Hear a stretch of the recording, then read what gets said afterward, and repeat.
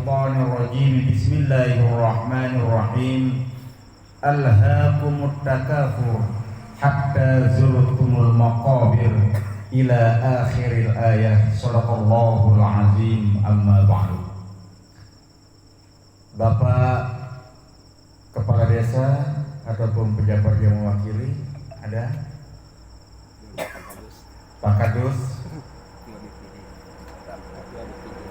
beserta Ketua BPD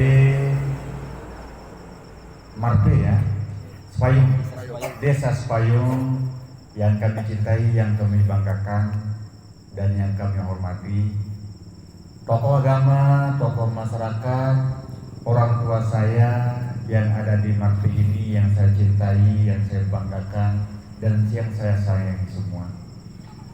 Singkatnya, para hadirin, hadirat, bapak-bapak, jemaah, tamu undangan yang insya Allah mudah-mudahan kita yang khususnya hadir di tempat ini menjadi calon-calon penghuni surganya Allah Subhanahu wa Ta'ala. Amin ya Rabbal Alamin. Bersyukur kepada Allah dengan ucapan Alhamdulillah dan berselawat kepada baginda Rasulullah Sallallahu Alaihi Wasallam dengan ucapan Allahumma salli ala Sayyidina Muhammad. Mudah-mudahan hadirin yang dimuliakan Allah, kelak kita mendapatkan syafaat dari baginda Rasulullah Sallallahu Alaihi Wasallam. Para hadirin kaum muslimin, jemaah yang dimuliakan Allah Subhanahu wa Ta'ala. Pada, kalau tidak salah, pada minggu yang lalu saya pernah hadir di Marpe, tapi di mana posisinya di sini? Di ujung sana. Berarti ini yang awal, Pak ya? Ya Allah. Berarti untuk kedua kalinya saya hadir di tempat bapak-bapak dalam rangka acara khitan. Tadi sudah disampaikan siapa saya. Saya mungkin kalau dilihat wajahnya barangkali jarang dilihat. Kenapa? Saya tinggal, bisa dikatakan orang jauh dari perkotaan, yaitu saya tinggal di SP1.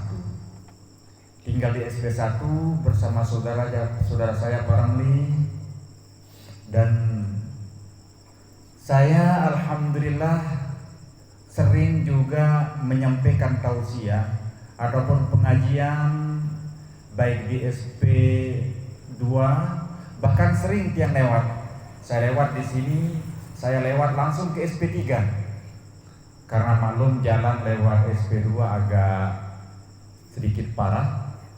Akhirnya saya sering ngisi di SP3 lewat yang ini. Baik pengajian Maulid, alhamdulillah. Dan alhamdulillah hadirin dimuliakan Allah, saya bisa hadir untuk kedua kalinya di tempat ini.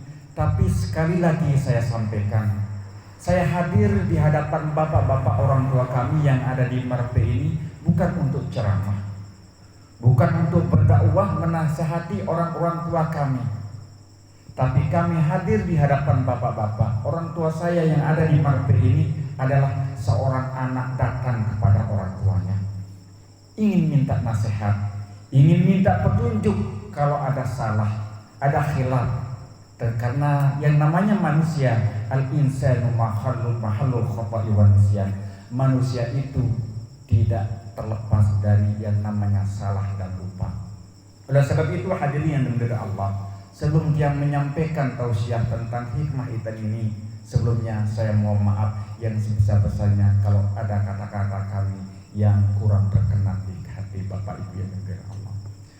Hadirin yang dimuliakan Allah Subhanahu wa Ta'ala, pada kesempatan ini kita hadir di tempat ini memenuhi undangan orang tua kita, saudara kita Bapak Faisal, dalam rangka insya Allah besok pagi akan dilaksanakan khitan. Sebagaimana yang kita maklum hadirin yang dimuliakan Allah, khitan ini adalah sunnah baginda Rasulullah Sallallahu Alaihi Wasallam yang diajarkan kepada kita sekalian. Sunnah ini jauh sebelum itu terjadi, sebelum baginda Rasul Sallallahu Alaihi Wasallam terlahir ke dunia, sudah ada yang namanya khitan, yaitu pada zaman Nabi Ibrahim alaihissalam. Nabi Ibrahim alaihissalam bukan dihitan pada umur anak kita yang tadi, insya Allah besok pagi, yaitu Khairul Irawan. Bukan umur yang kecil, tapi Nabi Ibrahim dia khitan pada umur 80 tahun. Saya mau tanya Pak, ada yang sudah umur 80 tahun di sini? Ada ya? Pak Haji udah umur berapa? Belum ya? 83. Kira-kira seumuran beliau sudah? Umur 80 tahun, umur 83 tahun sudah seperti beliau Pak Haji. Kalau seperti Pak Haji dipotong di sunat sekarang kira-kira bagaimana?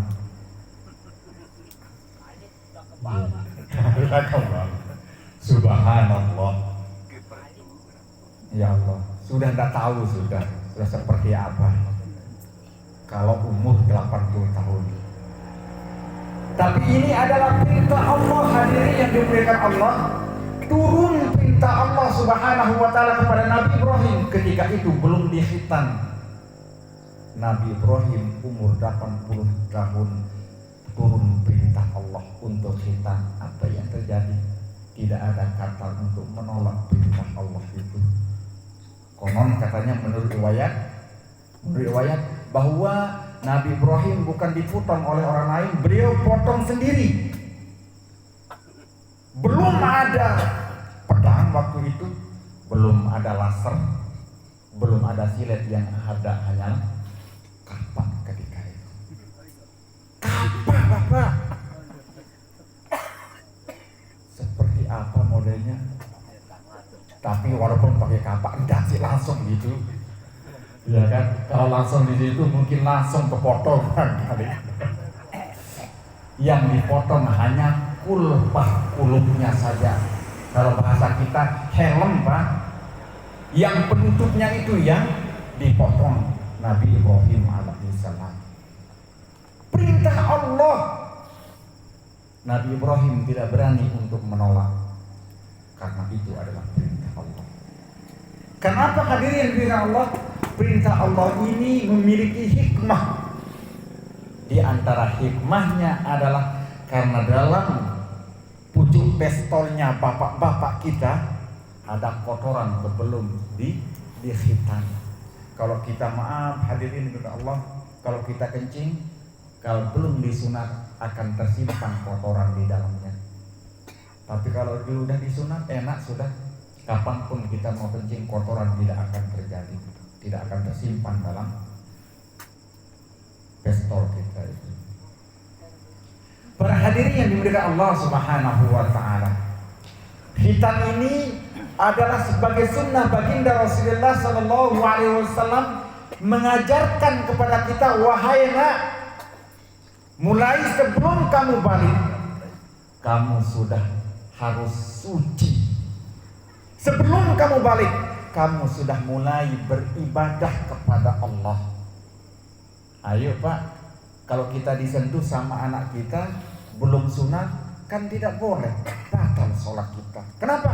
Karena dia masih najis, bawa kotoran, dia masih najis anak kita. Makanya kalau sholat jauhkan anak kita kalau belum dikhitan. Tapi kalau sudah dikhitan, kita bawa ke masjid, kita ajarin sholat. Ini anak kita hadirin dengan Allah, mulai dari kecil sudah kita ajarkan kesucian. Tapi batasnya hadirin kapan mulai untuk khitan? Kalau Nabi mengkhitan cucunya Hasan dan Husain umur 7 hari. Umur 7 hari. Kira-kira ada orang tua yang tega untuk khitan sunat 7 hari kira-kira? Ada yang berani? Ada Pak di Marping? Barangkali kita kasihan Pak. Kasihan lihat kalau sudah berumur 7 hari 7 malam. Seperti yang tadi anak kita Khairul Irawan, umur berapa sekarang Pak? Ada umur berapa? 9 tahun. Kalau sudah umur 9, kapan batasnya di khitan? Yaitu setelah umur balik.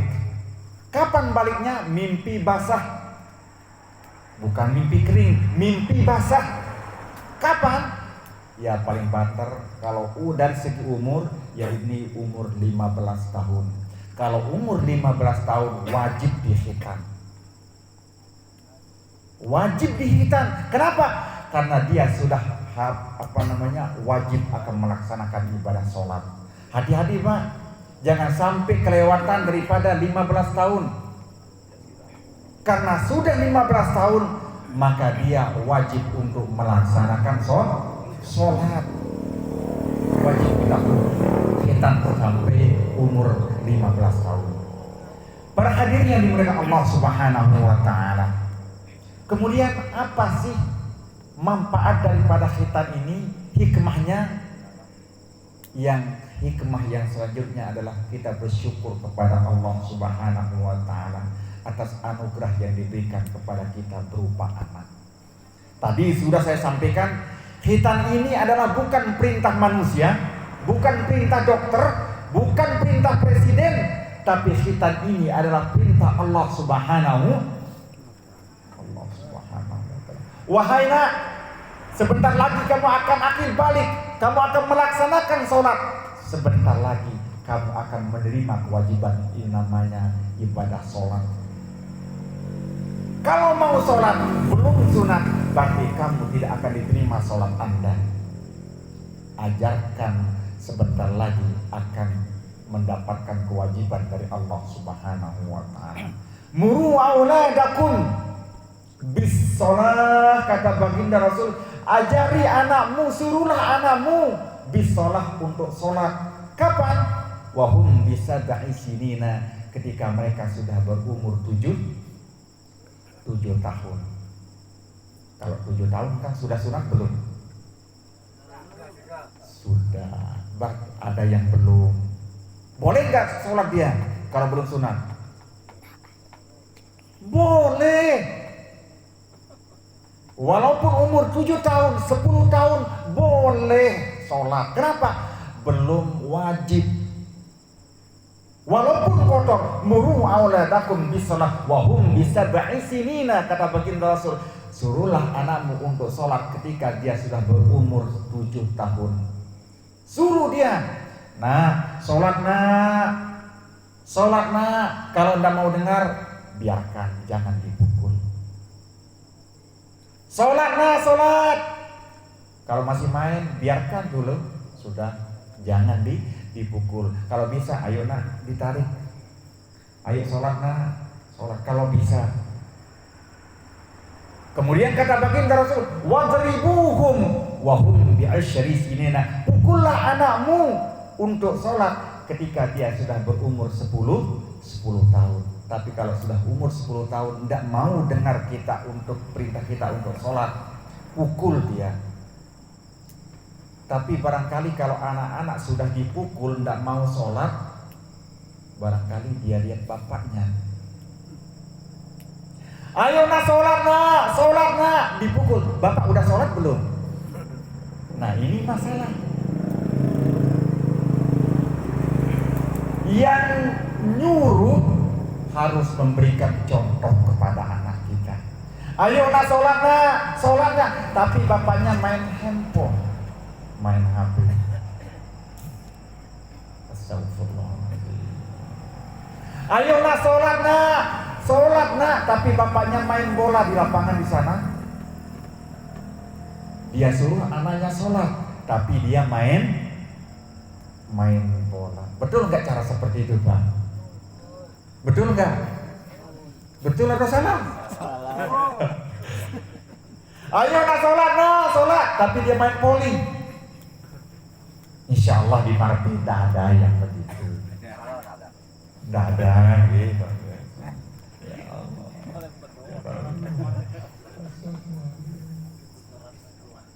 Dia suruh anaknya, tapi orang tua yang tidak sholat, bagaimana mau didengar sama anaknya? Tidak bisa, Pak. Tidak bisa, Bu. Kalau bisa, ayo nak sholat nak. Sholat nak. Orang tua yang ajak, bawa ke tempat wudhu. Ayo nak, begini cara wudhu kita. Begini cara kita sholat nak. Begini caranya kita wudhu nak. Berikan contoh. Kalau anda bisa memberikan contoh, serahkan mereka ke guru-guru ngaji.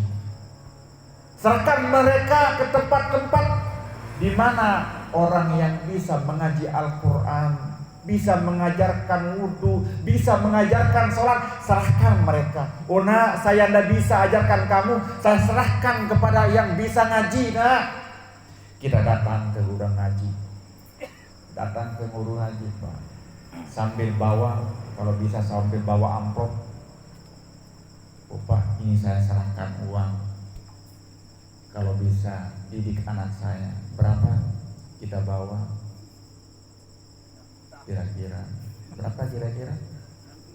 Ada yang berani 5 juta? Ada bapak-bapak, maaf, orang tua saya di Merapi ini, ada yang berani kasih guru ngaji 2 juta? Nggak ada. Masa nggak ada? Malah gratis yang banyak.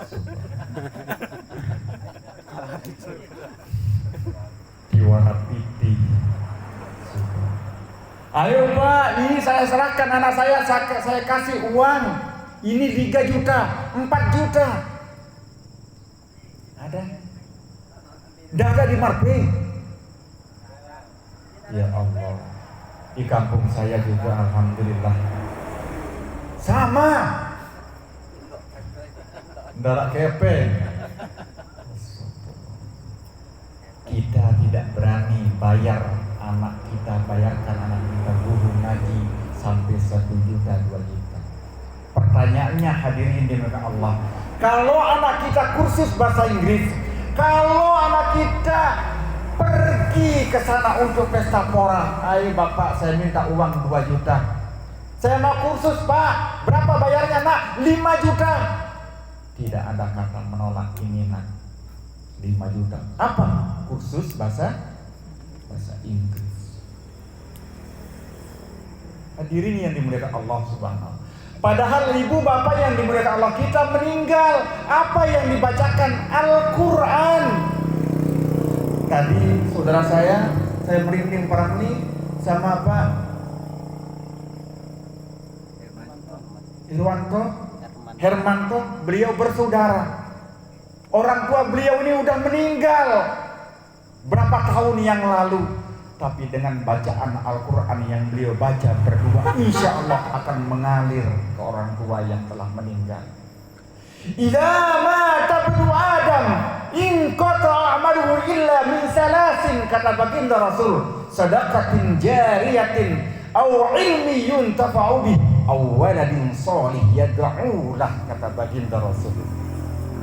Idza mata ibnu Adam, apabila mati anak Adam, mati manusia hamba Allah, in qata'a amaluhu illa min salasin, terputuslah amalnya. Dia tidak bisa bekerja, dia tidak bisa tanam jagung, dia tidak bisa pelihara sapi, kerbau dan lain sebagainya. In qata'a amaluhu illa min salasin, terputuslah amal perbuatan illa min salasin, kecuali 3 yang tertinggal. Hadirin Allah, dia tidak meninggalkan apa-apa, pekerjaannya putus, meninggal. Yang tinggal adalah sedekatin jariyatin, sedekah jariyah. Bapak Ibu pernah nyumbang ke masjid berapa? 500.000. Pernah nyumbang ke masjid 5 juta. Pernah nyumbang ke masjid orang tua saya yang di Marpe 10 juta. Ada pernah 10 juta? Ada. Alhamdulillah. Sedekatin jariyatin, sedekah jariyah, itu yang menjadi penerang di dalam kubur kita. Pertama yang ditinggalkan, sedekatin jariyatin. Yang kedua, au ilmi yuntafa'u bih, yang kedua ilmu yang dimanfaatkan, ilmu yang diamalkan. Bapak-bapak jadi guru ngaji, ada guru ngaji di sini? Ada? Oh, beliau guru ngaji. Subhanallah, beliau ajarkan kepada putra-putra kita semua. Beliau ajarkan Al-Fatihah. Bismillahirrahmanirrahim. Alhamdulillahirabbil alamin. Arrahmanirrahim. Beliau meninggal besok. Misalnya Pak ya, beliau besok meninggal besok. Ada anak-anak muridnya yang ngaji mengalir ke beliau. Ilmu yuntafa'u bih. Yang terakhir yang ditinggalkan adalah awaladin soleh yad'ulah, yaitu meninggalkan anak-anak yang soleh yang selalu mendoakan orang tuanya yang telah meninggal. Tadi sudah saya sampaikan, anak-anak kita baca Bismillahirrahmanirrahim. Alhaakumut takatsur hatta zurtumul maqabir. Kalla sawfa ta'lamun. Thumma kalla sawfa ta'lamun.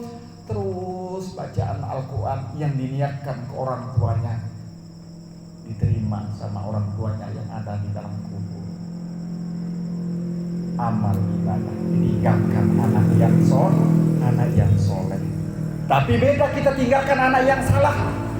Kita sudah meninggal, sudah di dalam kubur, karena kita tidak bina anak kita, tidak pernah kita ajarkan mereka pelajaran agama. Kita sudah meninggal, anak kita teler di pinggir jalan. Anak kita mabuk-mabukan di luar sana. Maaf Pak, anak kita zina di luar sana. Nauzubillah. Kenapa? Orang tua yang tidak pernah didik dengan pendidikan agama. Anak-anak kita di pinggir jalan mabuk. Di Marpe insya Allah tidak ada. Hah? Luwe. Subhanallah. Ya Allah, hadirin yang dimuliakan Allah Subhanahu wa ta'ala. Kalau kita lihat dengar cerita ini dijelaskan dalam sebuah riwayat, hadirin yang dimuliakan Allah, ada orang tua diriwayatkan oleh baginda Rasulullah SAW dalam dua hadis. Ada orang tua yang waktu hidup di dunia sangat soleh sekali, tidak pernah dia tinggalkan majelis taklim, sholat jemaah, keluar masuk masjid, tidak pernah tinggalkan sholat jemaah. Singkat cerita hadirin dimuliakan Allah, orang tua tadi meninggal. Orang tua meninggal, kemudian disidanglah oleh Allah Subhanahu wa ta'ala. Ketika dia mau masuk surga, ditanya, tiba-tiba datang anaknya dari belakang. Tunggu dulu, kata anak tadi, bapak tidak boleh masuk. Kemudian ditahan oleh malaikat. Apa benar ini anakmu wahai sebulan? Betul. Apakah dulu waktu hidup di dunia kamu pergi ngaji, pergi ke musalla, pergi ke masjid, bolak-balik? Anak kamu di mana? Betul, saya pergi ke masjid bolak-balik. Saya tidak pernah tinggalkan yang nama pengajian. Kata anak tadi, dia biarkan saya mabuk teler di pinggir jalan. Orang tua saya betul rajin ngaji, betul rajin sholat, tapi dia tidak pernah mendidik saya dengan pendidikan agama. Apa kata malaikat? Kalau begitu, kamu wahai si fulan masuk bersama anak-anakmu ke dalam neraka ini. Katanya. Subhanallah. Mau masuk surga dicegah oleh anaknya karena tidak pernah dididik dengan pendidikan agama sewaktu hidup di dunia. Begitu berat hadirin yang dimuliakan Allah. Anak adalah amanah, menyia-nyiakan amanah adalah khianat, dan khianat adalah dosa besar di sisi Allah Subhanahu wa ta'ala. Kullukum ra'in wa kullu ra'in mas'ulun ar-ra'iyati. Setiap kita adalah pemimpin. Bapak-bapak pemimpin bagi anak-anak kita, bapak-bapak pemimpin bagi istri kita, bapak-bapak pemimpin untuk keluarga kita. Wa kullu ra'in mas'ulun ar-ra'iyati. Dan setiap pemimpin pasti akan dimintai pertanggungjawaban oleh Allah Subhanahu wa ta'ala. Maka oleh sebab itu hadirin yang dimuliakan Allah, ayo yang punya putra putri sekarang, Didiklah putra-putri kita ini dengan pendidikan agama. Biar anak kita tidak bisa bahasa Inggris, biar anak kita tidak bisa matematika, tapi jangan jauhkan dari agama. Tapi lebih baik jago bahasa Inggris, jago bahasa Arab, jago matematika, tapi dia anak yang soleh. Coba kita lihat hadirin yang Allah, anak yang pintar, yang banyak memotong leher orang tuanya. Kita lihat di televisi, coba ada yang memotong leher orang tuanya, ada yang membunuh ibunya. Pernah kita dengar seperti itu? Pernah nggak Pak? Pernah. Gara-gara apa? Tidak diberikan motor sama ibunya. Innalillahi wa inna ilaihi. Saya yakin dan percaya kalau pernah mengenyang pendidikan agama, tidak akan mungkin berbuat seperti itu. Kalau putra itu, anak itu pernah mengenyang yang namanya pendidikan agama, masuk pondok pesantren, tidak mungkin dia akan melakukan hal seperti itu. Barangkali dia sekolahnya wallahu a'lam seperti apa. Betul dia sekolah dari rumah, betul dia jalan dari rumah, tapi tidak tahu kemana mereka. Tidak tahu. Pernah nggak kita kawal anak kita, Bu? Pernah kita kawal anak kita, Pak? Pergi sekolah dari rumah, terkadang mereka bergaul di luar sana, di pinggir jalan. Innalillahi wa inna ilaihi raji'un. Ada nggak yang kayak gitu, Pak? Banyak. Ya Allah. Di pinggir jalan mereka, kita lihat anak-anak kita dari sekolah berangkat luar biasa.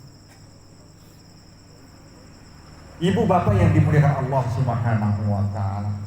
Oleh sebab itu saya sampaikan kepada kita semua, kita yang diberikan amanah oleh Allah Subhanahu wa ta'ala. Saya juga memiliki putra, semua laki, tiga-tiganya, tidak ada perempuan. Ini amanah besar. Apalagi yang laki-laki hadirin yang dimuliakan Allah, penerus. Yang perempuan juga penerus keluarga. Yang laki juga apalagi menjadi calon-calon pemimpin. Tanamkanlah mereka akidah, tanamkan kepada mereka ilmu pengetahuan, supaya mereka tidak menjadi manusia yang bodoh kayak kita misalnya. Kurang ilmu kita barangkali. Kalau bisa anak kita yang lebih pintar, kalau bisa anak kita yang lebih cerdas, kalau bisa anak kita yang lebih alim daripada kita. Kita yang alim barangkali, mudah-mudahan anak kita lebih alim lagi. Jangan kita tinggalkan anak yang bodoh. Hadirin yang dimuliakan Allah Subhanahu wa ta'ala, inilah pentingnya pendidikan agama. Jangan sampai kita meninggalkan pendidikan agama. Para hadirin yang dimuliakan Allah Subhanahu wa ta'ala, begitu penting yang namanya pendidikan agama. Tiang ingin cerita satu saja. Dulu hadirin yang dimuliakan Allah, ada seseorang yang satu imam, dua makmum yang sedang sholat. Satu imam, dua makmum. Bismillahirrahmanirrahim. Usolli fardhu zuhri, terus sholat Allahu Akbar. Bismillahirrahmanirrahim. Alhamdulillahi rabbil alamin. Ar-Rahmanir-Rahim. Maliki yaumiddin. Imam sedang baca Fatihah. Apa yang terjadi hadirin dengan Allah? Tiba-tiba persis di depan imam, tikus jatuh di depan imam. Tikusnya botak lagi. Tikus jatuh di depan imam. Apa kata imam? Sambil Alhamdulillahirabbil alamin arrahmanir rahim maliki yaumiddin. Tiba-tiba tikus jatuh. Apa kata imam? Astagfirullahalazim. Tikus jatuh. Kata siapa? Kata imam. Kira-kira Pak, batal enggak sholatnya? Batal tidak? Kalimataini mutatabi'aini. Dua kalimat yang diucapkan dalam sholat, selain dari bacaan sholat, maka batallah sholatnya. Alhamdulillah, tikus jatuh, kata imam. Yang makmum dua di belakang sebenarnya sudah selamat. sudah selamat dia. Yang makmum yang dua belakang karena tidak berbicara. Makmum yang satu nyonglek. Kalau jadi imam jangan ngomong. Kata siapa? Makmum yang satu. Kalau jadi imam lagi sholat jangan ngomong sambil nyolek. Kalau jadi imam jangan ngomong. Batal tidak? Batal tidak? Batal. Yang selamat siapa? Yang satunya, Pak. Selamat yang satunya. Maklum, yang satunya ini dia tidak tahu. Selamat dia. Akhirnya dia begini. Alhamdulillah, untung saya tidak ngomong juga. Subhanallah. Batal tidak? Kalimat ini mutatabi'aini. Dua kalimat. Subhanallah batal. Itu namanya tolol. Tahu tolol, Bu? Minum es ditiup. Dikirain panas barangkali esnya ditiup. Subhanallah. Kenapa itu terjadi? Karena tidak ada ilmu. Sebenarnya kalau imam misalnya Bismillahirrahmanirrahim, misalnya ada kesalahan, bagaimana caranya makmum untuk menunggu imam? Apa yang kita ucapkan? Subhanallah. Berarti imam sudah tahu salahnya. Tapi kalau imam yang bisa tapi kalau imam yang tidak tahu, Subhanallah, misalnya Subhanallah dalam hati, apa ini Subhanallah dia. Kalau imam tidak tahu. Tapi kalau imam yang ngerti, walaupun kalau surat makmumnya bilang Subhanallah, pasti dia paham ada kesalahan saya. Imam yang pintar. Itulah hadirin yang dimuliakan Allah, pentingnya ilmu pengetahuan. Ilmu pengetahuan ini yang sangat penting, terutama ilmu agama ini yang harus kita tanamkan kepada putra-putri kita. Hadirin yang dimuliakan Allah Subhanahu wa taala. Oleh karena itu, ayo Bu, ayo Pak, kalau bisa masukkanlah anak-anak kita kalau bisa ke pondok-pondok pesantren. Kalau bisa masukkan mereka ke madrasah-madrasah pendidikan agama supaya mereka dibina di pondok pesantren.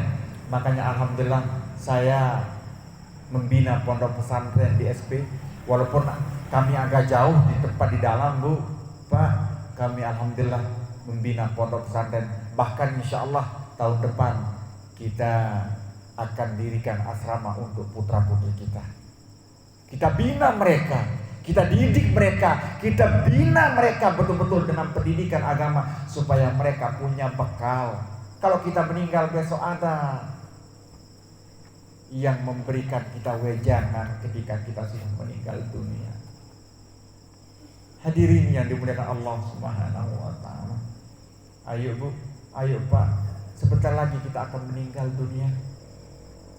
Sebentar lagi kita akan dipanggil oleh Allah Subhanahu wa taala. Umur ghalib kita seberapa? Kalau umur Nabi 63. Nabi meninggal itu 63 tahun, Pak. 63 tahun Nabi dipanggil oleh Allah Subhanahu wa taala. Umur ghalib. Makanya Bu, Pak, hati-hati yang umur sekarang 62 tahun 11 bulan. Hati-hati, Pak. Tinggal berapa? Tinggal 1 bulan lagi, Pak. Kalau umur 62 tahun 11 bulan, tinggal 1 bulan umur ghalib. Tapi beliau tadi sudah 83 tahun bonus. Yang masih kurang 63 tahun, hati-hati. Saya sekarang umur 44 tahun, berarti lebih kurang saya tinggal 14, hati-hati. Barang ini sekarang seumuran kita Bang ya. Tadi 13-14 tahun lagi Pak. Pak BPD berapa? 54. Tinggal berapa Pak BPD? 3. Oh besok Hati-hati Pak BPD, orang tua saya, kakak saya tinggal 9 tahun. Umur goli. Hadirin yang dimuliakan Allah, calon-calon kubur, calon-calon bati, kita akan dipanggil oleh Allah Subhanahu wa ta'ala. Kullu man 'alaiha fan wa yabqa wajhu rabbika dzul jalali wal ikram. Kullu man 'alaiha fan, setiap yang ada di muka bumi ini fan, sebentar, sesaat. Hadirin yang dimuliakan Allah, umur kita singkat, paling panjang 70, 80, 100. Sebentar lagi kita akan dipanggil oleh Allah Subhanahu wa ta'ala. Pertanyaannya adalah sejauh mana, seberapa banyak amal kita yang kita persiapkan untuk menghadap Allah Subhanahu wa ta'ala. Apakah umur yang sisa ini kita gunakan untuk bermaksiat kepada Allah? Apakah umur yang sisa ini kita banyak jauh dari Allah Subhanahu wa ta'ala? Sholat kita abaikan. Ibadah sholat gara-gara kita petik jagung, hadirin yang dimuliakan Allah, tidak mau sholat. Gara-gara kita di ladang, malas untuk mengerjakan sholat. Insya Allah tidak ada di Marbe, tidak ada. Banyak. Astagfirullah. Salah dirabah. Ya Allah, salah-salah. Ya Allah. Makanya persis saya ajarkan anak-anak pidato di rumah itu, apa lagunya? Subuh kesiangan, zuhur di pekerjaan, asar di perjalanan, maghrib kecapean, isya ketiduran. Ada yang gitu Pak? Subuh kesiangan, subuhnya jam 8, 9. Tidak bisa membedakan antara sholat duha dengan sholat. Kenapa? Dia sholat jam 9. Kenapa? Karena sudah di gunung petik jagung. Subuh kesiangan, zuhur di pekerjaan. Di mana? Di gunung. Sedang apa? Petik. Di mana? Di lahan. Sedang panen padi. Di jagung. Zuhur di pekerjaan, asar di perjalanan. Asar kan jam berapa pulang? Jam 5. Ayo, jam 5 kita pulang di perjalanan. Akhirnya maghrib kecapean. Mau tiduran dulu sebentar karena kecapean. Akhirnya isya ketiduran. Betul nggak Pak? Betul. Ada yang seperti itu? Mana orangnya? Maaf ya, insya Allah tidak ada di Marpe ini. Penuh. Subhanallah. Duit. Masa nombor duit. Astagfirullahaladzim. Calon-calon penghuni kuburan. Hadirin yang dimuliakan Allah, hari ini besok kita dipanggil oleh Allah. Inna lillahi wa inna ilaihi raji'un. Sampai 3 kali. Inna lillahi wa inna ilaihi raji'un. Inna lillahi wa inna ilaihi raji'un. Telah meninggal dunia Pak Ketua. Misal. Subhanallah. Ya Allah, telah meninggal dunia ketua. Misalnya, maaf ya, misalnya telah meninggal dunia ketua BPD. Apa bahasa kita? Ya Allah, tadi malam saya kumpul bersama Pak Muksin. Kita bersama Pak Muksin tadi malam bersama jemaah, kumpul bersama, tiba-tiba sehat beliau, kencang beliau, luar biasa, tapi kok bisa dipanggil oleh Allah Subhanahu wa Ta'ala? Hadirin yang Allah, sadar nggak kita? Sadar nggak kita? Kita semua akan dipanggil oleh Allah Subhanahu wa Ta'ala. Saya mau bertanya sekarang, apa bekal kita? Ayo Pak, sudah siap nggak kira-kira? Saya mau tanya sekarang, sudah siap nggak untuk meninggal dunia? Siap Pak? Subhanallah, Pak BPD pasti sudah siap ya. Subhanallah, siap tidak siap, mau tidak mau, wajib kita akan kembali kepada Allah. Kul innal mauta alladzi tafirruna minhu fa innahu mulaqikum thumma turadduna ila 'alimil ghaibi wasyahadah fayunabbi'ukum bima kuntum ta'malun, kata Allah. Kul, katakanlah hai Muhammad, innal mauta alladzi tafirruna minhu fa innahu mulaqikum. Innal mauta alladzi tafirruna minhu fa innahu mulaqikum. Sesungguhnya kalian takut dengan kematian itu. Ayo Bu Pak, sakit perut sedikit sekali saja kita pergi ke puskesmas. Pusing saja kita minum apa? Minum Boygon atau Bodrek? Minum Bodrek, Paramed. Apalagi penyakit mah misalnya, kemana kita? Ke puskesmas.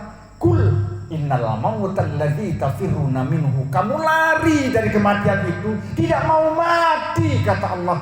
Tapi apa kata Allah? Fa innahu mulaqikum. Tapi ingat, maut akan menjemput kalian. Maut akan datang kepada kita. Maut, malaikat Israel sudah mengintai kita. Jangan-jangan saya yang ceramah hari ini, besok pagi belum mati maksudnya. Kalau saya kan tergantung Allah. Terserah Allah. Bapak-bapak duluan, saya belakangan, tidak masalah. Betul. Atau sebaliknya, saya belakangan, bapak-bapak duluan, tidak masalah. Tergantung Allah. Hak prerogatif Allah. Kullu nafsin za'iqatul maut. Tapi yang jelas hadirnya dari Allah, yang pasti dan pasti, sesuatu yang tidak akan pernah ditolak oleh manusia itu adalah calon-calon mati. Calon ketua BPD belum tentu, calon kades belum tentu, calon bupati belum tentu, apalagi calon gantikan presiden belum tentu. Tapi calon camat pasti kita akan dipanggil. Betul Pak? Camat, apa itu camat? Calon mati. Sebentar lagi kita akan dipanggil oleh Allah Subhanahu wa Ta'ala. Oleh karena itu, hadirin yang orang tua saya yang di Adat ini sudah saya sampaikan di awal tadi. Saya hadir di sini bukan untuk ceramah, tapi saling ingin menasihati. Seorang anak datang kepada orang tuanya, ingin sharing, bahasa sekarang berbagi kepada orang tuanya. Mudah-mudahan barangkali orang tua yang sudah lupa barangkali melalui anak yang jelek ini datang ke Marpe, datang ke orang tuanya, ingin memberikan nasihat. Jangan saling menasihati kepada orang tuanya, kepada saudara-saudaranya, bukan untuk ceramah, bukan untuk menyampaikan dan lain sebagainya, bukan seperti itu, tapi ingin memberikan sharing ataupun berbagi kepada orang tuanya. Hadirin yang dimuliakan Allah Subhanahu wa Ta'ala. Oleh sebab itu terakhir sebelum kita dipanggil oleh Allah Subhanahu wa Ta'ala, sebelum ajal menjemput kita, sebelum malakul maut datang kepada kita, sebelum malaikat Israel menjemput kita, ayo Bu, ayo Pak, siap-siap kita menghadap Allah Subhanahu wa Ta'ala. Dan dengan amal ibadah itulah yang insya Allah yang akan menyelamatkan kita. Amal jariah itulah yang akan menyelamatkan kita. Ibadah itulah yang insya Allah menyelamatkan kita. Amin ya Rabbal Alamin. Bapak Ibu orang tua saya yang saya cintai, yang saya banggakan, banyak kata, banyak salah. Banyak yang saya sampaikan, tentunya banyak salah dan khilaf yang saya sampaikan itu. Oleh sebab itu, Saya insan dhaif, insan fakir ila Allah. Manusia yang dhaif, lemah, manusia yang fakir, tidak memiliki ilmu, tidak memiliki harta. Kalau ada dalam penyampaian dalam penyampaian saya yang kurang berkenan kepada bapak-bapak, saya mohon maaf yang sebesar-besarnya. Barangkali dalam penyampaian saya agak menggebu-gebu, agak keras barangkali, tapi bukan niat saya untuk hal-hal yang lain, tapi ini keluar dari hati nurani saya pribadi. Hadirin yang dimuliakan Allah Subhanahu wa taala, mungkin hanya sekedar ini yang dapat saya sampaikan. Lagi sekali saya sampaikan, dengan penyampaian ini mudah-mudahan ini menjadi bekal kita, menjadi wejangan kita untuk menghadap hidup dan kehidupan ini mudah-mudahan lebih baik lagi. Amin ya rabbal alamin. Hadirin yang Allah Subhanahu wa taala, yang benar datang dari Allah Subhanahu wa taala dan yang salah itu salah dan khilaf pribadi pihak sendiri.